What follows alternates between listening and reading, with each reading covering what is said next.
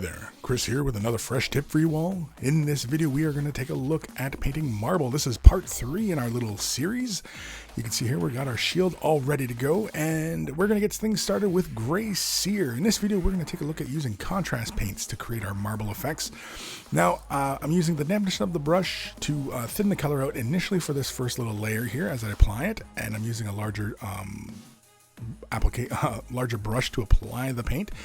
And if I had thought ahead, I would have simply just used the spray to prime this in the gray sear, but I thought, well, on top of primer using this color, and after two layers it is all said and done, and I'm pretty happy with the results. Aethermatic blue is next. This is a really fantastic color. We're going to use a little bit of paper towel, and in a moment here you're going to see why. We're going to take a fairly generous amount onto our brush and apply it all over the entirety of the shield surface. As you can see, we are just simply moving the color around, and then really quickly we grab our paper towel and blot some of the surface away. Now, reason being is that we're going to get these varying tones as it dries on that surface. You can see how it kind of just gets these little random patterns going on. Now, this first layer here is obviously not terribly distinct, although if that's something you're going for, then by all means continue on. But I'm going to apply a second layer and do the same thing again. Again, you can see I'm applying a very generous amount onto the surface, and then I'm going to grab the paper towel and blot it away again. And again, wherever the color was building up, it's going to be a lot deeper. Now, with the contrast, I'm starting off with these lighter tones because it's easier to start with the light tones and then build to darker rather than trying to build darker tones on top of light with contrast paints. It's just the nature of how it works because they're transparencies. Talisar blue is next, and we're going to begin with some contrast medium. Basically what we're going to do is we're going to create the 3-band of color again as we've done before. So I lay a little bit of the contrast medium down and then grab some Talisar blue, apply it down within where I applied the contrast medium, and then feather out the color, creating this really subtle transition of color. And if you want it deeper and deeper color, you can apply more and more transitions. Here again, I'm going to apply a little bit more onto the surface, just using it as a band. And basically all this is just to keep the surface wet, and basically just so that I can work with the color as is. I could also just leave it and let it color just drift, and it actually gives you an interesting look as well. But with the color here, I'm just simply feathering it out, applying it down, and then just feathering it out some more.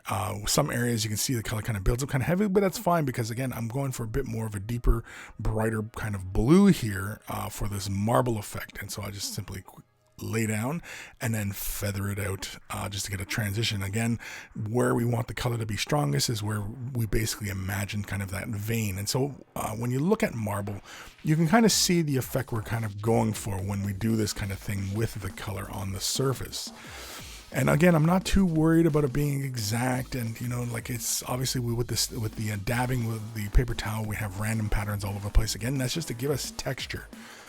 Once it's all dry, you can see there, and you can stop there if that's the kind of effect you like, but we can come in with some Leviathan blue. This is the contrast. This is like a really nice deep naval blue, not naval, but like navy.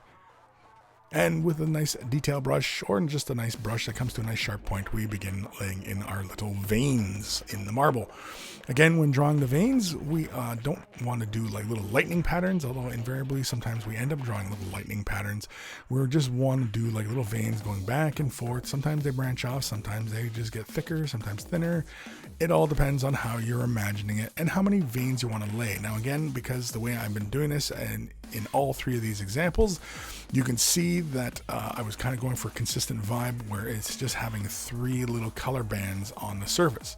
You could stop there, or we can go a little bit further. We're going to use iridescent bright gold from Liquitex. This is from their ink line.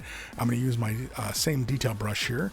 It's not a detail brush, it's a standard brush, but it comes to a nice fine point. And I'm just going to apply this within the dark of the Leviathan blue that I had laid down. Not the entirety and not all of the bands of dark blue, and in fact I go outside of some of the blue as well. It's not a huge issue, and I've seen some marble patterns where they had this blue and this gold running through, and again, it was because I'm going through reference material to get my inspiration for how I want to do marble. I'm not imitating how I've seen other people do marble as far as miniatures are concerned. I'm doing marble the way I'm seeing it in nature. and nature is your best guide in a lot of instances. So here it is, all said and done, looking nice and sharp and purdy, and I think that one is a lot of fun. So feel free to give this one a try. I think this one is a really fantastic, easy way to get through, doing marble. Of course, we could also give this a quick dry brush, just catch those edges, as well as a gloss, just to bring out the shine. Huge thank you to all my patrons. Without your support, these videos would not be possible. Click the link in the description below if you are considering Patreon support. A huge, huge thank you. There are many tiers to support at. And so take care of those brushes, and they will take care of you.